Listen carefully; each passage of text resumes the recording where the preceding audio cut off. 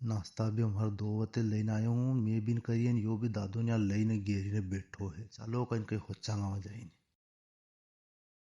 काय लाया इनमें? अरे इनमें कटआउट है यार। कटआउट है। हाँ कटआउट लायो, थोड़ा फॉल्ट हुई है तो अपने। अच्छा अच्छा। हाँ चलो वाह मुझ जाऊं। तो जाई ना पलटानो है जाऊं। वाह आओ पलटे इंसान।